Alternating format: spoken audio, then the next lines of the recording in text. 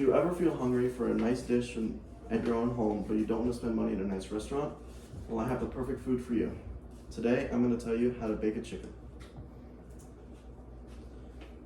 Baked chicken is something that is very delicious. You can have on your own couch, your own dining table, wherever you want. With restaurants becoming more and more expensive as the days go along, it is now more important than ever to be able to cook on your own.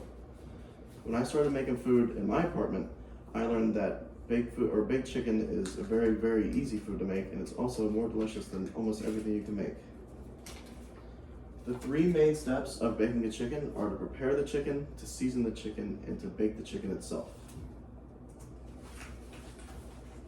Okay, the first step of baking your chicken is to prepare it. If you have your chicken stored in a freezer to preserve its quality over time, then you want to make sure that you take it out to let it thaw. If you plan on making it the same day that you're taking it out, then you want to leave it in a room temperature environment. But if you plan on making it the next day or the day after, then you want to keep it in a refrigerator so it doesn't spoil. If you do get impatient and you do want to make your chicken while it is frozen, that is okay. According to Cassie'sKitchen.com, it is safe to cook a frozen chicken.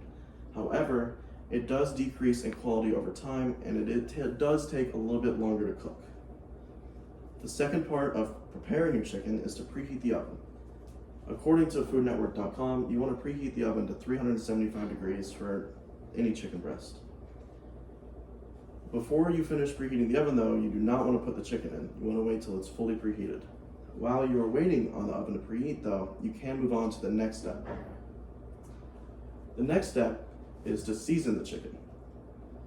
Before you even season it at all, you want to make sure that you cover the chicken in either vegetable oil or butter so it does not stick to the pan and it does not burn. There are many different seasonings that you can try. For example, MyFearlessKitchen.com says some of them that they prefer are going to be garlic. They really prefer paprika, which is in the picture right here, and they really like garlic.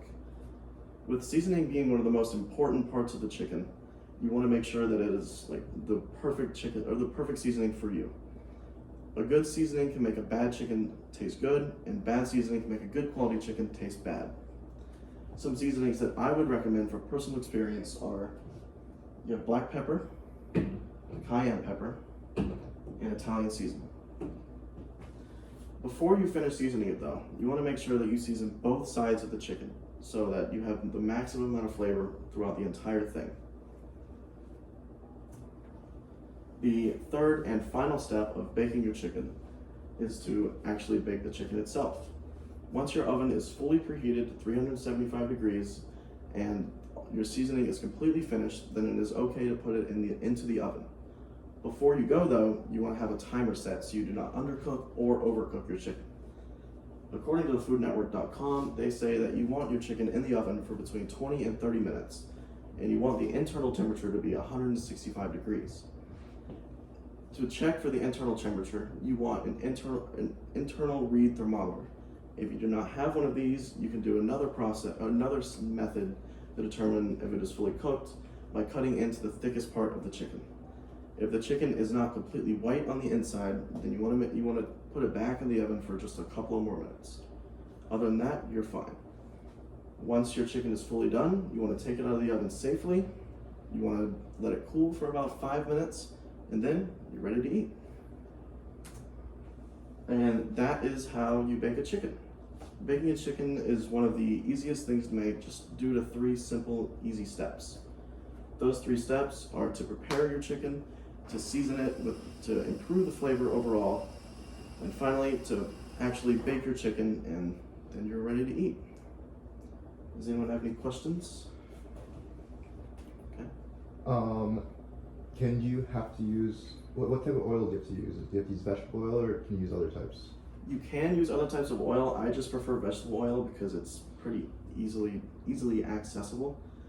But some other ones that I've seen used are coconut oil is fairly popular, and there's some more out there. Olive oil, that's also very good.